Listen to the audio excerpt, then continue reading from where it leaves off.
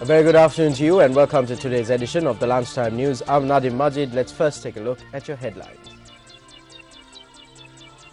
The first fatal accident is reported from the Southern Expressway, while 35 people are injured in a bus accident in Mihintale. Opposition leader says that those responsible for the A-level results fiasco have been identified by the government. Russia threatens UN veto over Syria. The first death caused by an accident on the Southern Expressway was reported today. Police media spokesperson SP Ajit Rona stated that the accident had occurred near the 21.5-kilometer post along the expressway at about 1:40 this morning. He said the accident had occurred due to the driver losing control of the vehicle due to speeding. The motorist, who suffered serious injuries from the accident, died while receiving treatment at the Nagoda hospital. The deceased is a 25-year-old youth residing in the Deval area. In a separate incident, 35 people have been injured in a bus accident that took place near the Mihintale town. Medical Superintendent of the Mihintale Hospital, Dr. G.P. Prasanna, noted that 25 individuals are receiving in-house treatment, while another 10 are receiving treatment at the outpatients department.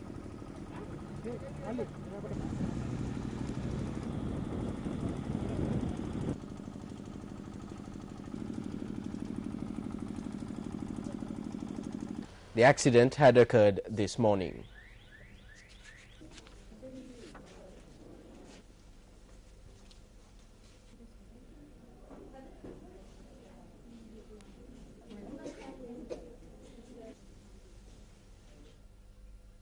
Meanwhile, a meeting was held in Kurunegala yesterday to inform the media about the stance of school transport providers on the new regulations that are to be introduced for the transportation of school children. The meeting was organized by the All Ceylon Inter-District School Children Transportation Service Society. Don't implement rules and regulations on the entire youth community just because of the wrongdoing of one youth. That is why we say the problem is not whether it should be age 21 or not. The problem is not whether one is carrying out a school transportation service.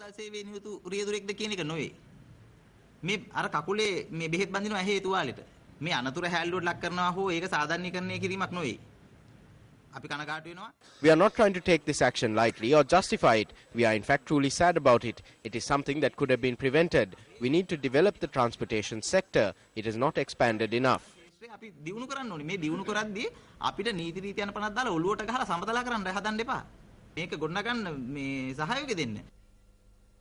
Opposition leader Ranil Wickremesinghe says that the government has identified those responsible for the advanced level results fiasco. He said this at a function in Biyagama yesterday. The function was held at UNP parliamentarian Ruwan Wijewardena's residence in Biyagama. During the function, funds were collected for the renovation of the party headquarters, Sirikota.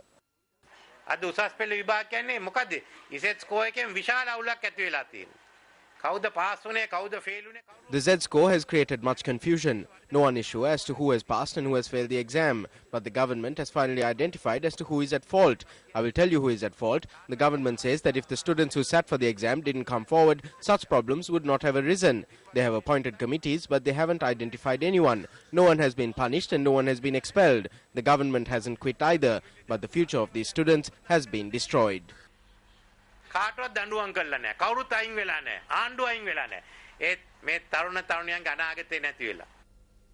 In more local news, the inspection of a 3-kilometer radius around the farm in Bingiriya, Kurunegala, where the H5N2 or low pathogenic avian influenza virus was detected, has now been completed. The Director General of the Department of Animal Production and Health of the Ministry of Livestock, W.K. De Silva, said that the public need not panic over this. He noted, however, that there is a possibility the virus could mutate over a period of time. Thereby, samples have been sent to England for further analysis.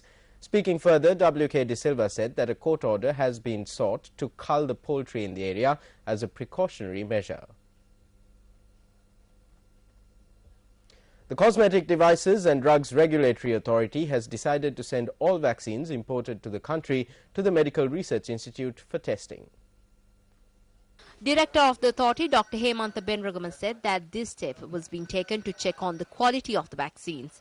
The doctor pointed out that vaccines lose their efficiency if proper storage procedures, which include maintaining the proper temperatures, are not followed from the point of manufacture to usage. The director stated that even though vaccines imported by the government are subject to various tests, the vaccines imported by the private sector are not subjected to any such testing. The director of the Cosmetic Devices and Drugs Regulatory Authority said that it is compulsory for the vaccine importers of the private sector to obtain the lot release certificate from the MRI before the vaccines are issued to the market. He went on to say that legal action will be taken against those who do not adhere to the laid down procedure. On a lighter note, a mother's love is a boon not only for humankind but in the animal kingdom as well. We received a heartwarming report all the way from Mahayangana, which truly speaks for the divine nature of a mother's love. We received a report regarding this mother cat from the home of M.N. Appuhami, who resides in Hobiriava, Girandrukotte in Mahayangana. What you see nestling close to this mother cat, suckling milk, is not a kitten, it's a baby polecat. This tabby has given the baby polecat, who has lost the love of her mother, the same love that she would give to any of her own blood. Residents at his home say that although the tabby had 2 kittens, one of them had passed away. They say that their pet dog had brought in the baby polecat from the nearby jungle. Since that day, this tabby has protected and cared for the baby polecat as only a mother could.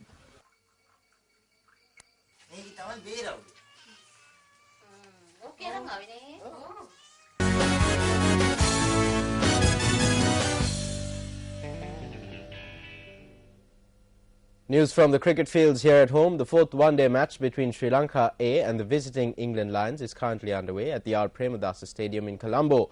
Sri Lanka A won the toss and elected to field first. Batting first, the England Lions were 175 runs for the loss of 7 wickets in 35 overs. Moving on to some cycling news, the Dayataka Kirula cycle race will end in Anuradhapura today. The 3rd and final stage was flagged off in Matale this morning. The second stage of the cycle race began from Ruwanwalla and ended in Matale yesterday. Wasantha Harishchandra of the Sri Lanka Army won the 120-kilometre second stage in 4 hours and 12 minutes to claim the green jersey. Tilina Silva of Sri Lanka Army finished second to claim the yellow jersey. The organisers stated that around 150 cyclists are taking part in this competition. Sudhira Nilanga of the Sri Lanka Police won the first stage of the race held on the 1st of February. Hiran Nadira of Sri Lanka Air Force won second place in the first stage, while Samira Chaturanga of Sri Lanka Army claimed 3rd place.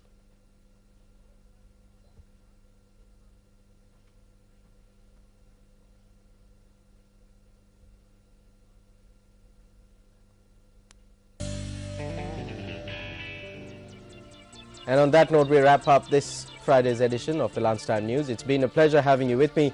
Do join us again at 1:55 on Live at 55 for the facts and figures on the latest headline-making news, as only News First can deliver.